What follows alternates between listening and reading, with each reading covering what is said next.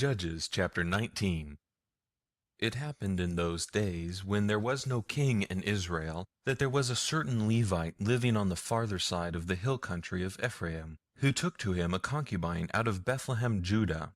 His concubine played the prostitute against him, and went away from him to her father's house to Bethlehem, Judah, and was there the space of 4 months. Her husband arose and went after her, to speak kindly to her, to bring her again, having his servant with him and a couple of donkeys.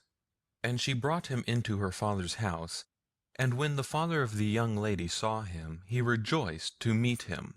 His father-in-law, the young lady's father, retained him, and he stayed with him 3 days. So they ate and drank and lodged there. It happened on the 4th day that they arose early in the morning, and he rose up to depart. And the young lady's father said to his son-in-law, "Strengthen your heart with a morsel of bread, and afterwards you shall go your way." So they sat down, ate and drank, both of them together. And the young lady's father said to the man, "Please be pleased to stay all night, and let your heart be merry." The man rose up to depart, but his father-in-law urged him, and he lodged there again. He arose early in the morning on the 5th day to depart. And the young lady's father said, "Please strengthen your heart, and stay until the day declines." And they both ate. When the man rose to depart, he and his concubine and his servant, his father-in-law, the young lady's father, said to him, "Behold, now the day draws towards evening. Please stay all night. Behold, the day grows to an end. Lodge here, that your heart may be merry, and tomorrow go on your way early, that you may go home." But the man wouldn't stay that night, but he rose up and departed, and came over against Jebus, the same is Jerusalem. And there were with him a couple of donkeys saddled. His concubine was also with him. When they were by Jebus, the day was far spent, and the servant said to his master, "Please come and let us turn aside into the city of the Jebusites, and lodge in it." His master said to him, "We won't turn aside into the city of a foreigner. That is not of the children of Israel, but we will pass over to Gibeah." He said to his servant, "Come and let us draw near to one of these places, and we will lodge in Gibeah or in Ramah." So they passed on and went their way, and the sun went down on them near to Gibeah, which belongs to Benjamin. They turned aside there to go in to lodge in Gibeah, and he went in and sat him down in the street of the city, for there was no man who took them into his house to lodge.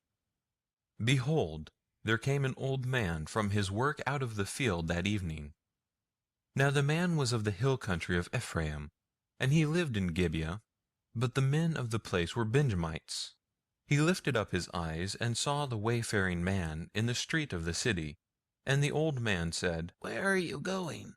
Where did you come from?" He said to him, "We are passing from Bethlehem, Judah, to the farther side of the hill country of Ephraim.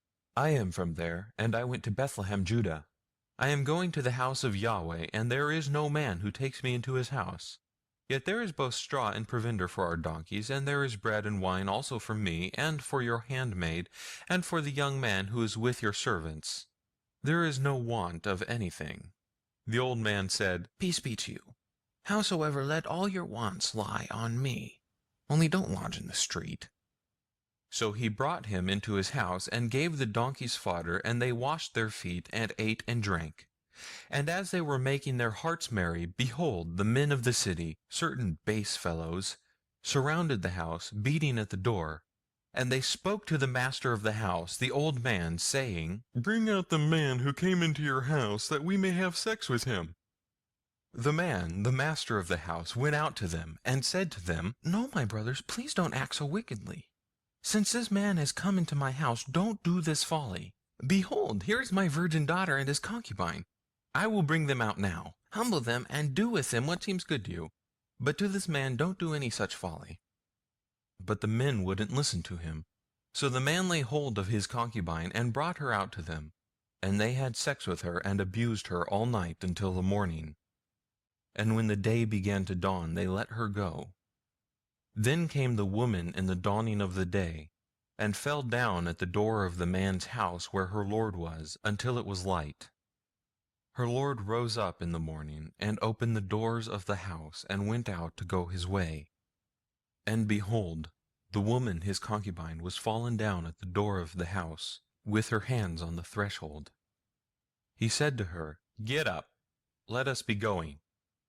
But no one answered. Then he took her up on the donkey, and the man rose up and went to his place. When he had come into his house, he took a knife, and laid hold on his concubine, and divided her, limb by limb, into 12 pieces, and sent her throughout all the borders of Israel. It was so, that all who saw it said, There was no such deed done nor seen from the day that the children of Israel came up out of the land of Egypt to this day. Consider it, take counsel, and speak.